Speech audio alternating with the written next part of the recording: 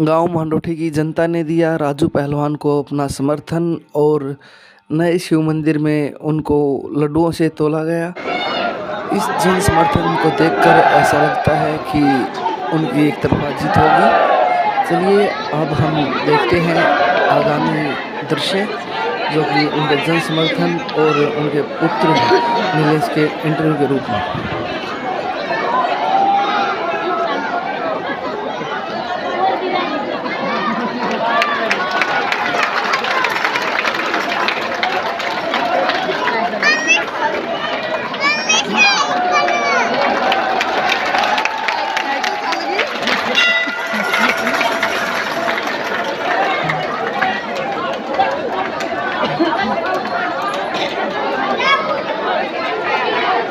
सांडू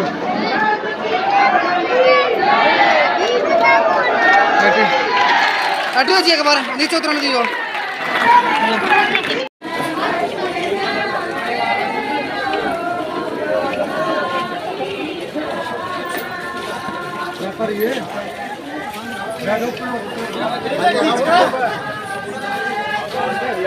उड़े भैंस आओ थी, उड़े भैंस आओ थी। पूरे मोहल्ले में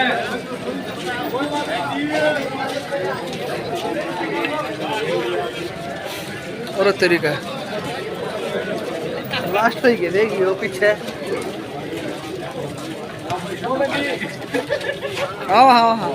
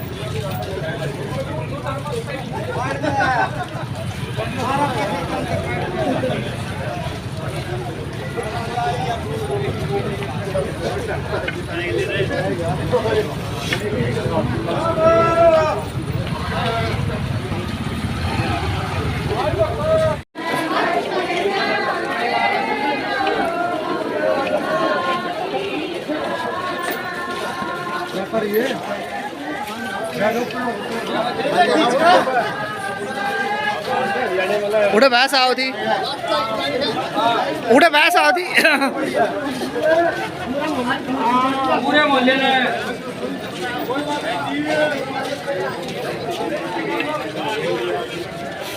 और तरीका लास्ट ही के देगी वो पीछे। हाँ हाँ हाँ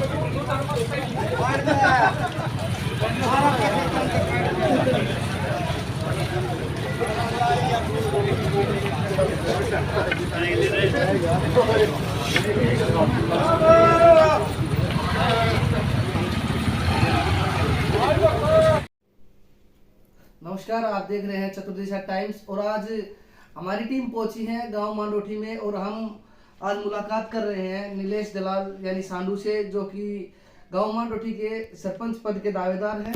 और आज हम इस चुनावी माहौल में, इस माहौल के अंदर इनसे बातचीत करेंगे कि क्या कुछ इनकी योजनाएं हैं, क्या कुछ इनकी बातें हैं।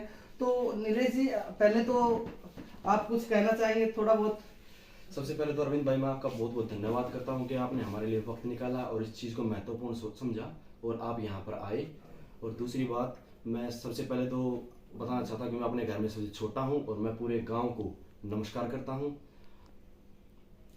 ठीक है, अब कुछ सवाल हैं जो जनता जनार्दन सभी से पूछती है, तो वही सवाल आपसे भी है कि पहले तो ये बताइए कि गांव के विकास को लेकर, गांव को लेकर आपकी क्या योजनाएं रहेंगी?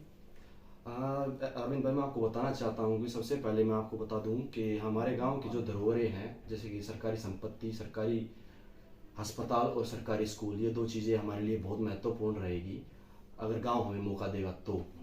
और उसके लिए हमने सोचा है कि जैसे कि हमारे गांव में ना ही कोई एम्बुलेंस है और जो हमारे गांव का चिकित्सालय है उसमें वो सेवाएं नहीं मिलती, जो कि नॉर्मली इतने बड़े गांव को देखकर महाग्राम में आता है हमारा गांव, उसके अकॉर्डिंग मिलनी चाहिए। उसके अकॉर्डिंग जैसे कि फिर उसके बाद आते हैं हम अपने सरकारी स्कूलों पे, देखते हैं कि 3 बजे के बाद कोई मास्टर अवेलेबल नहीं होता, वहाँ पे कोई भी टीचर नहीं होता।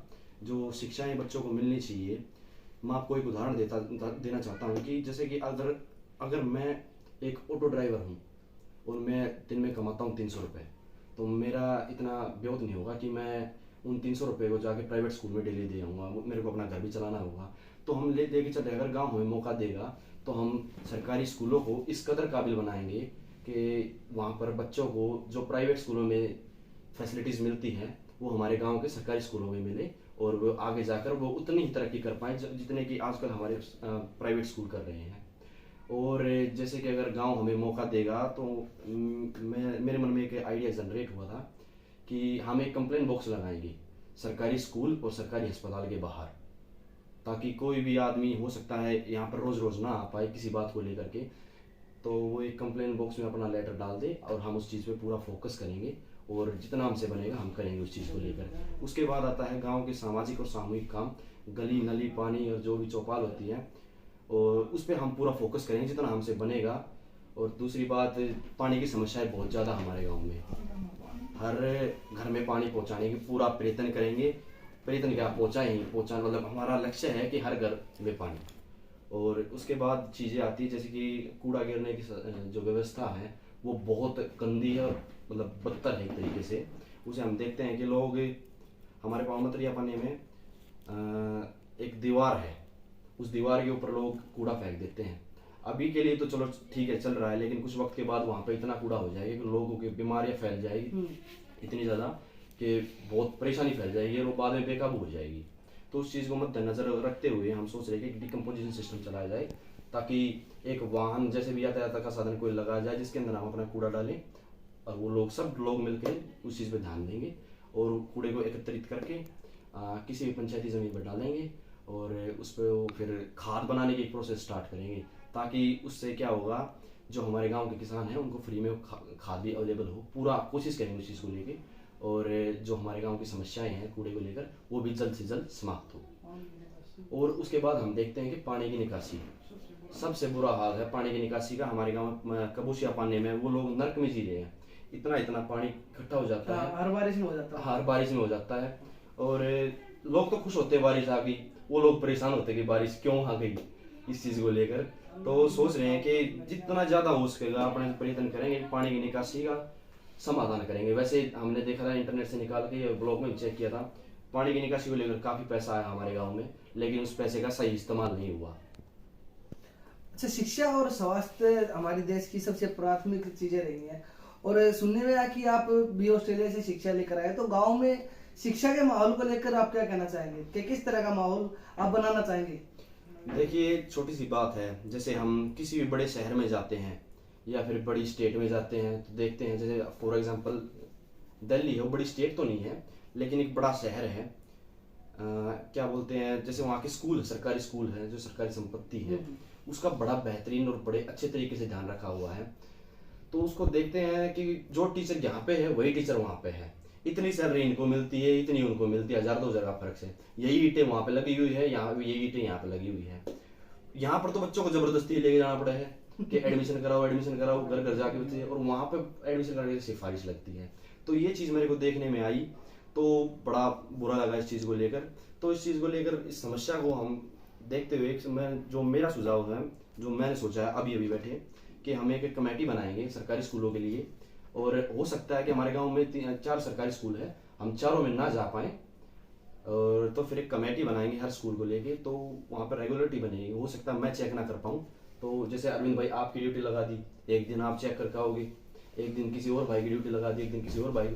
तो अगर गांव ने मौका दिया तो जो हर सुधार का कारण होगा, गांव में पूरी अच्छे तरीके से चर्चा करके सभी के कोई भी निर्णय लिया जाएगा, सभी से पूछ के, और हर चीज पर फोकस किया जाएगा, खासकर शिक्षा और चिकित्सा को लेकर। शिक्षा और चिकित्सा ये तो हम किसी भी देश की जो है वो प्राथमिक चीजें हैं। अच्छा, अब ये बात भी सुनने में आई है कि हमारे गांव में लगभग 6 से 7 कैंडिडेट हैं, तो गांव के जनता जनार्दन है वो आपको ही क्यों चुने?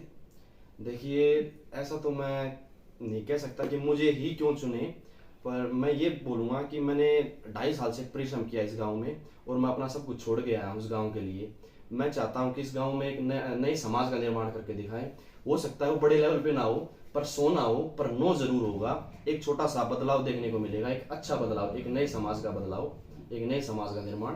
मैं कोशिश करूंगा कि अपनी ओर से जो बेहतर कोशिश है जो मैं कर पाऊँ, हर एक अपने आप को मैं 100% दूं, ताकि मैं अपने गांव को भी 100% दे पाऊँ। इसी चीज़ के लिए मैं बोलता हूँ, घर वालों ने मुझे पढ़ाया लिखाया है, मेरी पढ़ाई है जो एक मैं अच्छे, जो मेरी परवरिश हुई है एक अच्छे तौर तरीके से हुई है, बड़ी बेहतरीन चीज़ मुझे प्राप्त हुई थी बचपन से ही, ताकि मैं एक अच्छी शिक्षा प्राप्त कर सकूं, और मैं उस चीज़ पे खड़ा उतरा हूं। और मैं यही सोचता हूं आजकल कि अगर मुझे गांव वाले मौका देंगे तो मैं बड़ा बेहतर प्रयास करूंगा हमारे गांव को एक अच्छा विकास प्रदान करने के लिए। जब हम चारों तरफ नजर डालते हैं तो एक जो है एक तरफा चुनावी माहौल नजर आता है आपकी तरफ, जैसे 2014 में मोदी जी का था, ऐसे ही एक चुनावी माहौल नजर आता। तो इसके पीछे के क्या कारण रहे हैं? देखिए, लोगों का प्यार है, ये तो बात आप लोग ही बता सकते हैं मुझे। देखो, मैं तो इलेक्शन, जैसे हमारा परिवार इलेक्शन में खड़ा हुआ है और लड़ रहा है, जैसे प्रयास कर रहा है इलेक्शन के लिए, तो हमें तो सभी यही लगेगा कि सभी लोग हमारे साथ हैं। पर मैं गुजारिश करूंगा लोगों से कि एक मौका दे, एक बेहतर भविष्य, अपने गांव के बेहतर भविष्य के लिए मौका दे। मुझे वोट या मेरे परिवार को वोट न देकर अपने गांव को वोट दे, अपने गांव के विकास के लिए वोट दे। और मैं आप लोगों को विश्वास दिलाता हूं कि मैं उस चीज़ को पूरा करने के लिए जो भी तौर तरीके अपनाए जाएंगे, मैं उस चीज़ पे पूरा 100% उतरूंगा। ये भी सुनने में आया है कि पिछली बार के कुछ चुनावी जुमले यानी कि प्लाटों को लेकर बात की गई थी, इस बारे में आप क्या कहेंगे? आप भी देंगे प्लाट? देखिए, मैं सबसे पहले तो हाथ जोड़ के ये कहना चाहता हूँ कि प्लाट देना हमारे बस की बात नहीं है किसी को भी। हमारे खुद 2.5 किले आओ, मैं कितना प्लाट दे दूंगा? अरविंद भाई, आप समझते हो, समझदार हो इस बात को लेकर। और दूसरी बात ये है, अगर आप लोगों को बोलता है कि मैं किसी को सरकारी नौकरी या फिर कोई प्लाट दिलाऊंगा, तो झूठी और बेबुनियादी बातें हैं, या आपको बहलाया फुसलाया जा रहा है। बस खाली अपना मतदान का जो बैलेट पेपर होता है, फिर बॉक्स होता है, उसको भरने के लिए बस आप लोगों से झूठ बोली जा रही है। अच्छा, मानोठी गांव को जो है पहलवानों की भूमि कहा जाता है।